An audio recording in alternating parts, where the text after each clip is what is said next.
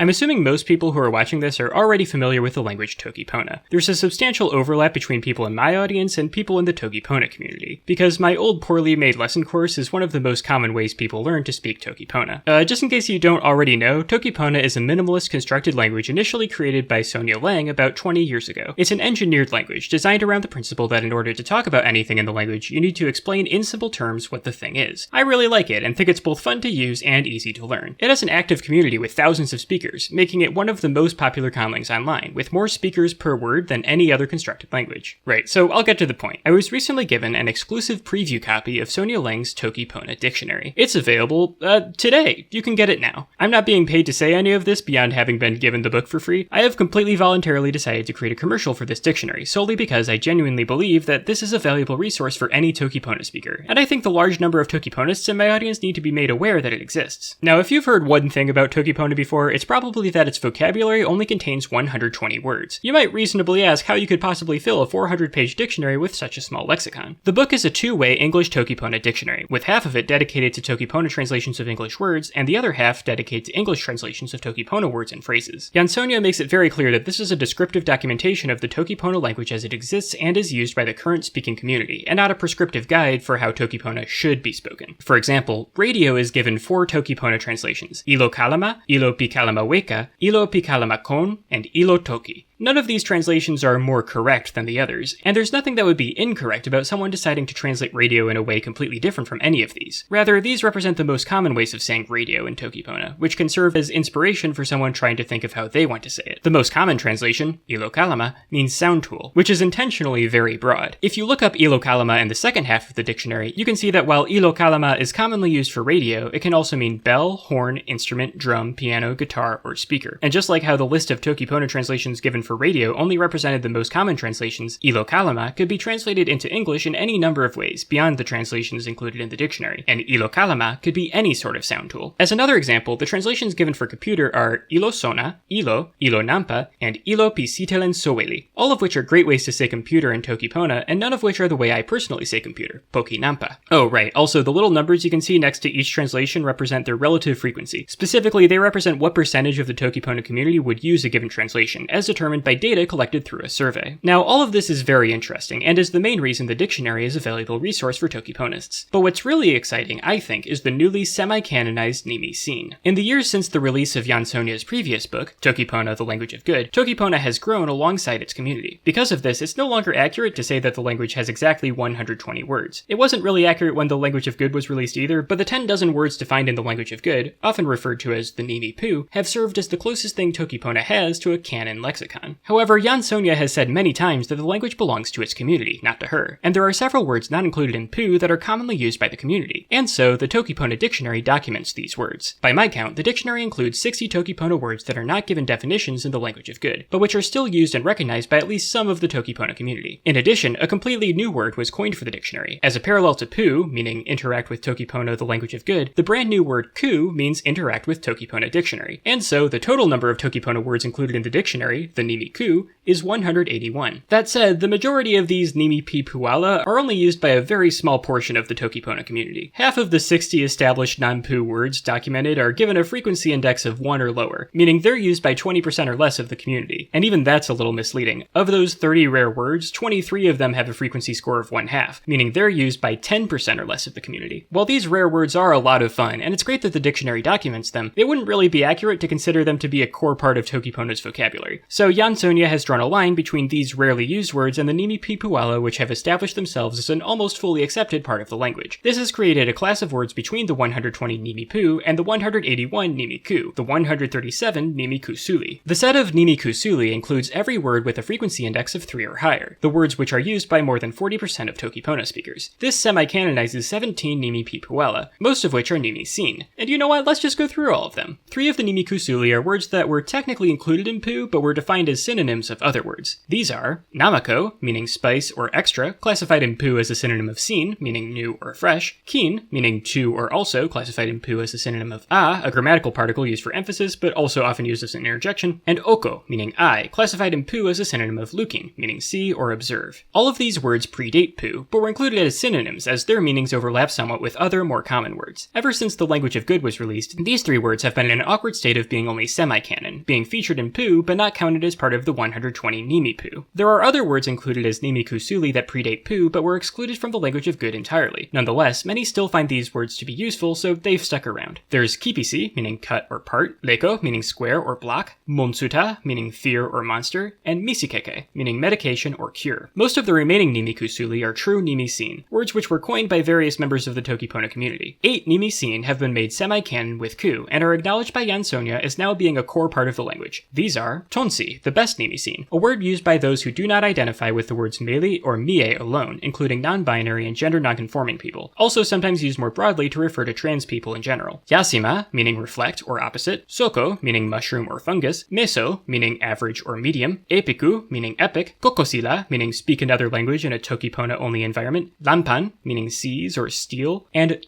a filler word meaning or is an interesting case because it technically violates Toki Pona's very restrictive phonotactics, but since it just means I think it's fine and it doesn't really break anything. There are 2 more words included in the dictionary which have a frequency index of 3. These are not words which were at one point part of Jan Sonja's idea of what she wanted the language to be, and they are also not words which were coined and then accepted by the Toki Pona speaking community. These 2 words are a special case, being words which were coined by Jan Sonja but as a joke, not intended to be actually used by people as part of the language. And yet, they are part of the language nonetheless. The first of these joke words is kiatesentakalu, an unwieldy heptasyllabic word meaning proscient or mustaloidea. Kiatesentakalu is my second favorite of the Nimi kusuli pipuala, right after tonsi. The other is this word, meaning change a creative work and unintentionally make it worse, which is a very good joke. This word begins with the letter Y, which is not part of the Toki Pona alphabet, so nobody knows for sure how this word should be pronounced. This unpronounceable word, despite being commonly used enough for the cutoff set by Jan Sonja for determining which non-pu words to count as Nimi kusuli, is not listed with the other Nimi kusuli. So we're actually one word short of 137. The final one is, of course, the word ku itself, coined specifically for the dictionary. It's reasonable to predict that ku will come to be used similarly to how the word pu is used now. Personally, I think this set of 137 words is a good one, and when I eventually remake my old Toki Pona lessons later this year, I'm absolutely going to be using this as the vocabulary list for those videos. Oh, and I almost forgot, in addition to the dictionary itself, Toki Pona Dictionary opens with a number of corrections and clarifications for the language of good. I won't go over all of these, but some highlights include acknowledgments of some changes to Toki Pona grammar, amendments to the problematic definitions of nasa and akesi, and, very excitingly, a correction of my personal favorite mistake in pu, the fact that seili is defined as an adjective that means fire. Also, the dictionary closes with a few creative works made by different authors, including a very silly and very good proposal for a sexamal numbering system based around the word kiatesentakalu, which I absolutely love. So that's the Toki Pona Dictionary. I personally found it to be a phenomenal resource. Jan Sonja did a great job compiling this information and presenting it in an easy-to-digest way. I wouldn't really recommend this for absolute beginners, but if you have any baseline knowledge of how to speak Toki Pona, the dictionary serves as a perfect companion text to the language of good. And for those absolute beginners to Toki Pona, I'd recommend reading pu first. Anyway, thanks for watching, and a huge thanks to Jan Sonja for sending me an exclusive preview of this book. The 20-year anniversary of Toki Pona is coming up pretty soon, and I've got something planned to put out for that, so stay tuned.